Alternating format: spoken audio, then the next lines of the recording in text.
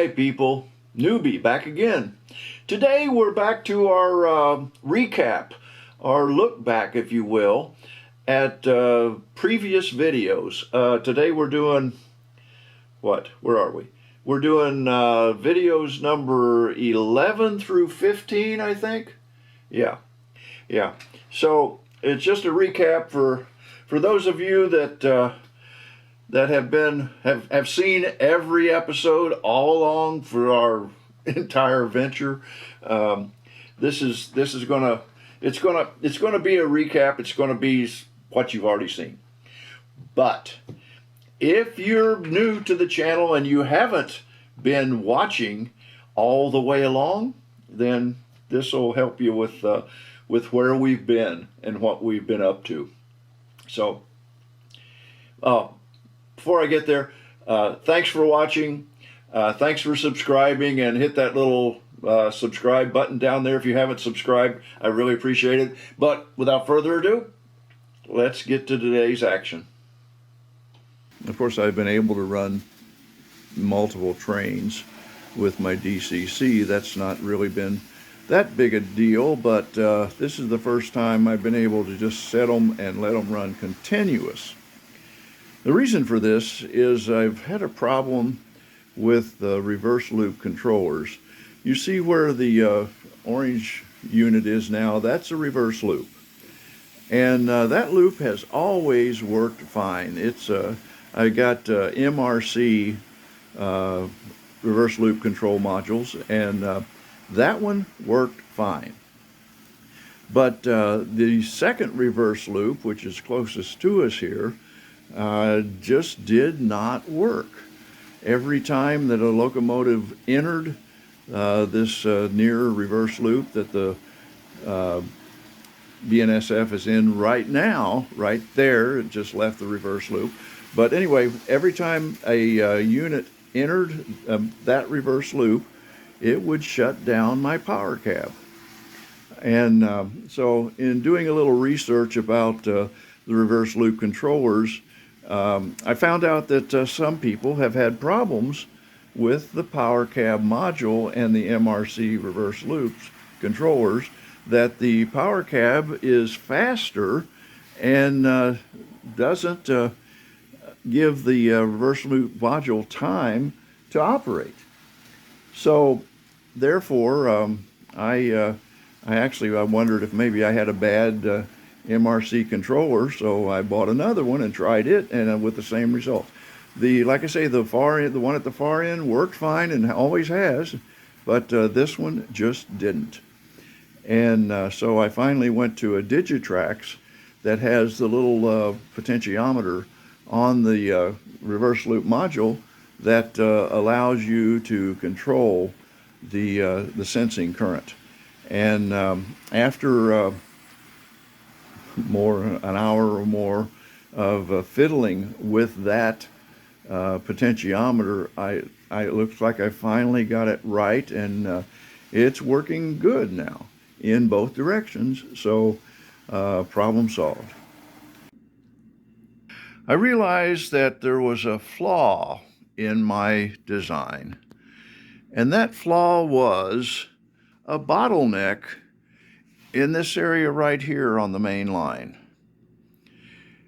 And that bottleneck was caused by the fact that if I have a train coming down out of the mountains, and at the time there were 2 trains parked at the station, a train coming from this direction out of the yard on the main line had to wait in the yard. So the solution?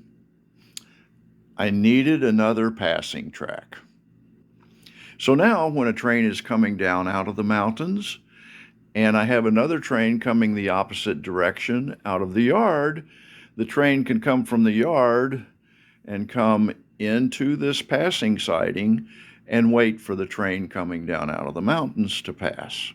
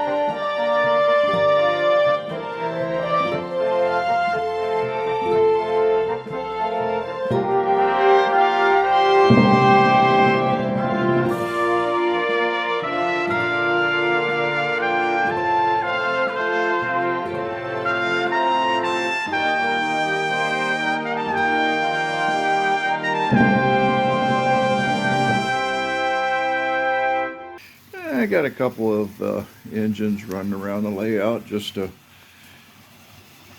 watch trains run, or at least locomotives. This is the idea of what my control panel is planned to look like. You see that this identifies the block sections by B, 1 through 19, I guess, and the switch turnouts, turnouts number 1 through 40. And they equate to basically what's going on in the layout in terms of all the turnouts and the block sections, and so we'll be able to control the entire layout from a single switch panel. So I've got some Katos, and I went ahead and temporarily hooked them up to these controllers here. So if you see the engine coming under the tunnel over there, you know, he was running the main line, and I've just switched him off on the side track, and so he'll now come in through the middle of town. And if I flip that switch, then he'll miss the two trains will not come together right there. Well, that was pretty slick.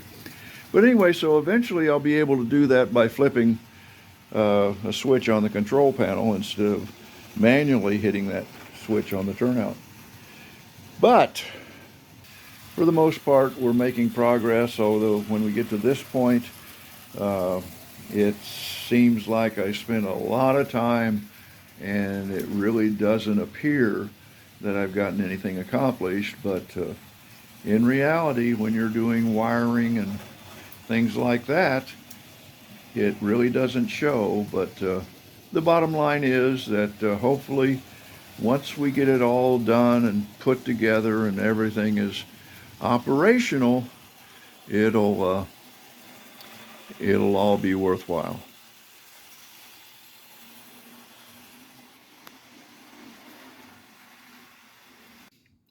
Let's talk a little bit more about this control panel I'm designing here, and in particular about the difficulty in wiring something like this. First of all, let's talk about the voltages we're dealing with. The track voltage that I'm using, of course, I'm using a DCC with a power cab, and the voltage on the track is DCC. It's an AC signal, and of course it has one wire going to each of the two rails. One that we'll call positive and negative. Of course, they really aren't in AC. Then we have on this console, we have these LED lights. And I did a little experimenting with the LED lights in terms of the brightness that I want from those LEDs, and I've determined that the voltage I want for the LEDs is somewhere around 9 volts. It seems to be about the right illumination level. They can go up to 12, 15, whatever, but I think about 9 volts is the illumination level that I want, so that's kind of what I want to do for those. Then we have the turnouts. The Kato turnouts, I have I think 6 Kato turnouts, and the Kato turnouts are basically 2-wire. They're 12 volts DC plus or minus, and the way it works is that to flip the turnout, what they do is they flip the the polarity of the voltage to the trip solenoids. And so that needs to be wired in such a manner that when you want the turnout to go, for example, from the main line to a junction, off to a junction, then you flip the polarity, and those, by the way, also they're momentary, so it has to be a momentary switch, which, by the way, is what these are. Anyway, see, I flip it, and it returns to center. So basically, these are momentary turnouts. These turnout, or these switches to the block sections, though, are not. They're on off. So if I flip it up, it stays up. So if the turnout or the switches to the block sections, when I turn a block section on, the amber light will come on showing you that block section is energized. That's simple. So anyway, getting back to the turnouts, the Kato turnouts are 12 volts DC, positive or negative. The Atlas turnouts and the other turnouts that I have are 16 to 18 volts AC, and they're 3-wire. So I've got a source for, it's a 16 and a half volt AC source that I'm going to be using for those turnouts. Now the way those work is they have like I said, they're 3-wire. The middle wire is a common, or a ground, if you will.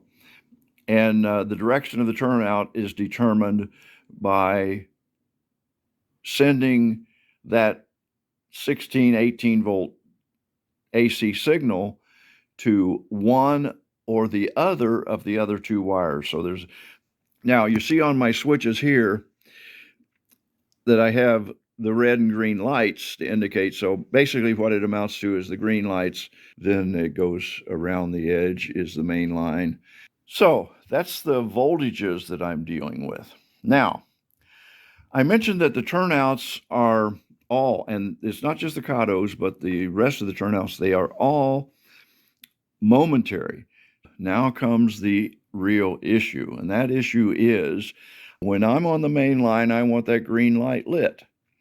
The fact that this is a momentary switch means that I can't wire it the way I wire the block section, because when you turn the block section on, you send power to the block section, and it's very easy this is a double pole, double throw switch.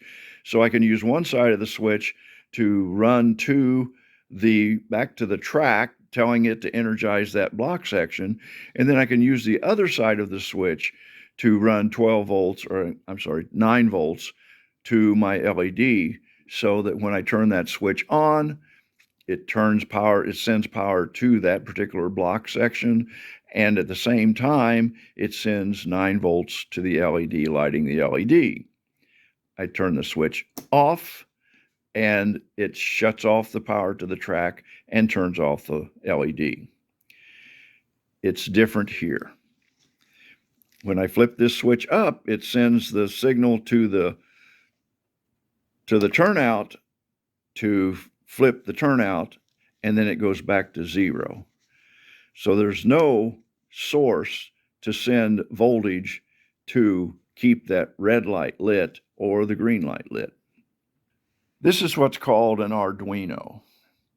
This is basically a micro mini computer.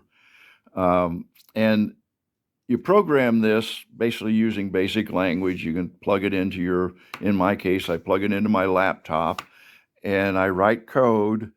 And so what I'm going to do is I'm going to send a signal through this Arduino. Every time I flip this switch, for example, this is going to be, let's see if I'm 1, 2, 3, 4. I think this is turnout number 5.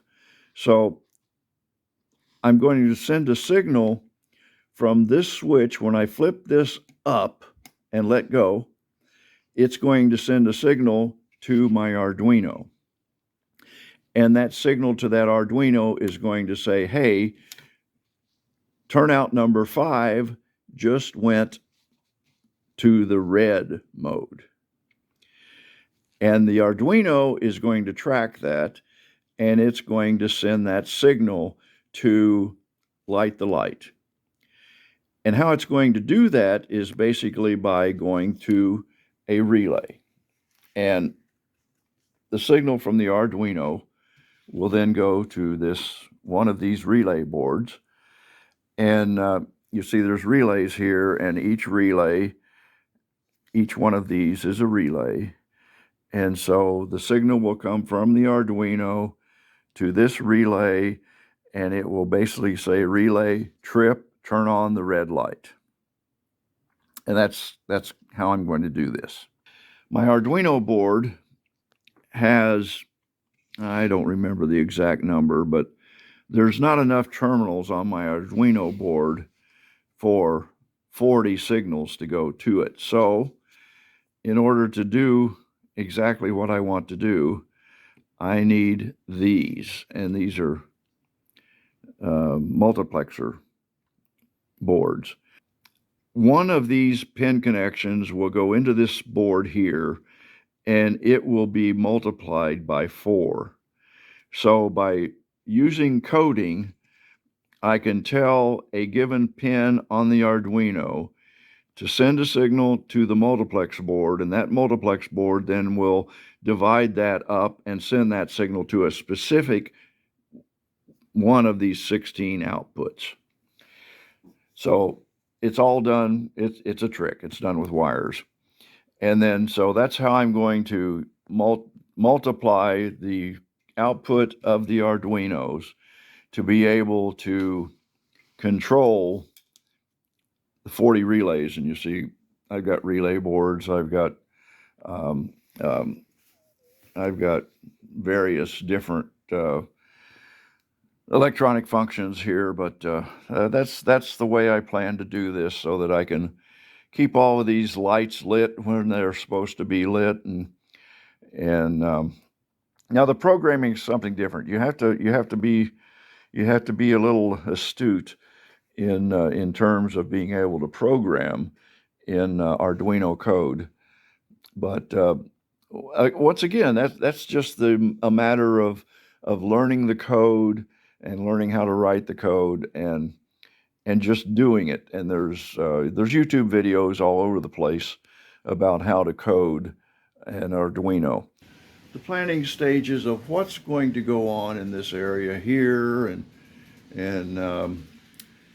even over here into the downtown area. And what I'm specifically thinking about is elevations. You know, this is a mountainous terrain. That's the idea. You see, I got the mountain up there, and we got the mountains in the backdrop, and so we're looking at probably not a lot of really level ground if we're being true to form. I still think that we should do something that makes this look more like a mountainous environment as opposed to just having a flat surface for the city streets and all that. So not sure exactly how I'm going to go, but I'm going to slope. As I think I've said before, this area here is going to slope down, and I initially thought it would end right about where that little apartment building sits there. But I'm thinking now that it might come on down even farther, that I might even bring the slope down as far as maybe the power plant there. I don't know. We'll see how it all works out. But then, and the other side, that elevation of that power plant may be significantly higher than what it is now. Maybe about halfway up to the height of that track behind it. I don't know. But that would give us more of a rolling atmosphere, and I think it might be fun to do. We're making a little progress, I think. I've definitely made some changes. If you look at this area here now, you see the elevations have changed drastically. I've actually moved the train depot to the other side of the tracks, of the train station, and you see the track's going to be going through a cut, and that my thoughts right now are that we'll have the bus station on this side of the train station, and then maybe a parking lot on the other side, and then the road is going to run parallel, actually, but maybe between the tracks. I don't know. And but then over here, I've decided, this is a mountainous region, so the idea of having so much flat area just began to set on me and just didn't make sense. So I've decided now that I'm going to use the mountainous terrain to add some more interest to the layout. And so this area here is actually going to be almost as high, if not as high as that the grade area, which I thought was going to be up on basically on a hillside going up into the mountain, but now I've decided to bring the mountain down to the town, which means that this area right through here will be a rather significant cut. That's really about all that's different. The town layout I've still been playing with. It's going to change. It has changed drastically. I'm thinking about this middle area here to be elevated a little bit higher than this area here.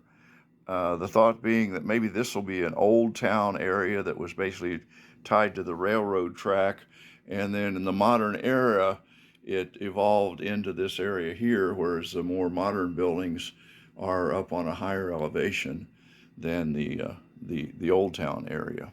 This is basically what I'm thinking is going to be the program track, and it's going to run all the way over to the side of the engine house there, and then have the coaling station over on the side. And I've moved the Railway Express building over here, so it'll be against one of these sidings, so I don't know. As I said many times before, I've been working with the town area, and you see buildings stacked on top of each other in there now, and been trying to figure out what to do with this area right here. How do you make a town look like a town? And I finally realized that the biggest problem I've got is that track running around through the middle. I really want to raise the town up. I want to elevate it a little bit, but it just wasn't working out. So what I've decided to do, and I'm just beginning it, you see I've laid some track out, I'm going to bring that loop that goes right around in the middle there out to the edge of the layout. So this is actually going to be double track around this area here, and then I'm going to split it and join it over there into the track that comes out of the station area. And so this loop that comes right around through what was the middle of town is going to go away. It's going to be different. And then you see up there in the mountains, I've decided to change. I had this this section right here, which of course these buildings are not going to be there, but I had this section right here a little higher, but I've now decided to bring it down. A couple of reasons. Most importantly, I want to slope this a little more drastically here so you can actually see the coal mine back there. And with this mountain up high like this, if I don't slope it down pretty quickly, you completely lose the coal mine. And once I get this trackage in here redesigned, we'll see how all that sloping works out. So it's a work in progress, and hey, I can make any changes I want. You know, I'm in charge here, and we'll see how it works. You remember how this used to come this way, and that was the loop going around there, and there was a turnout here, and that turnout came over and it joined into a turnout somewhere in this area here. Well, I've done away with that. I couldn't figure out how to make that work. The turnouts just didn't work. So I went with this this switch mechanism here. It escapes me right now what it's called. Anyway, so that the main line now can turn off here, can switch over into this track here and go into the yard area. That's the only way the main line coming from this direction has to get into the yard, so I really needed to do that. And then of course the main line can continue on around the outside. It also gives the track the a train coming out of the yard now also can use this split here to go over onto the main line, as opposed to having to go through the station area. For example, if there's two trains parked in the station area, of course that would be blocked. So for a train to get onto the main line, it would have to use this route here, which is fine. Flexibility, that's the way it works. Of course, now the internal loop here still acts as a reverse loop. I put insulating joiners in there. Of course, there's insulating joiners over there, so that track from that point there around to the top of the yard ladder is a reverse loop, and so I can still do that. I can turn trains around here. I can also turn trains around the yard, around the engine house. So I'm liking it. I think it's going to work well. And I'm thinking with 2 layers,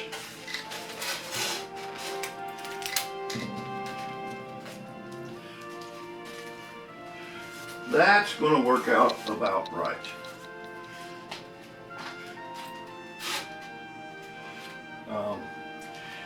The plan is that I will have the highway come across from the upper area. That I'm going to use this for a highway bridge, will come across in this area here. Toyed with the idea of maybe having a crossing here and a road running down through there. Don't know. Another option is to have a bridge or a bridge here and then come down along here and a road around there. I don't know. I don't know. We'll see. But the track plan is good. I like it. And so now we can move along from there. This, I think, is the final grade level for the downtown area. And yes, as I have gotten comments that this is going to change 100 times from the first time I laid out anything, and it's already changed about 50, I think. I don't know. But the downtown area is, I don't know. I think maybe I'm just trying to put too many buildings in. I don't know. It's pretty cramped. This area right in here, my plan is that this will still come out a little more, and then the road, well, I'm not sure exactly how it's going to come down, and it's going to be at grade level down here. And I'm going to do a little more cutting and cut out so that the road will actually turn and cross the tracks right here. You see now I've got the bus stop in there. I moved the train station on down. It's down as about as far as it can go, and I got the bus station, and I threw that little ice cream parlor in there. I don't know where that's going to end up, and that little Shell station. The Denny's is sitting over on the hillside behind the power plant. I don't really like that location for that either. And then to the right of the Denny's, that's going to be residential houses up there on that as that continues on up to the mountainside. And I'm running out of space, people. It's not even with this by moving. You know, I moved the track so that I didn't have the track running right through the middle of town, as I showed you before. But even with that, I don't have as much space as I thought I did. It's pretty cramped. I've got several other buildings I still haven't got on the layout yet. That's kind of what we're looking at now. I haven't really done anything else down toward the engine house, and I've still got track to lay down there. I've got so much to do with this. But the bottom line is, everything I do is something I don't have to do, right? Well, there you have it for today. Thanks for watching. Thanks for subscribing. A little longer today than what we've been doing, but when we're putting together all those little clips, Sometimes that runs longer than others, but thanks. We'll be back next time, and we'll see what's going to happen.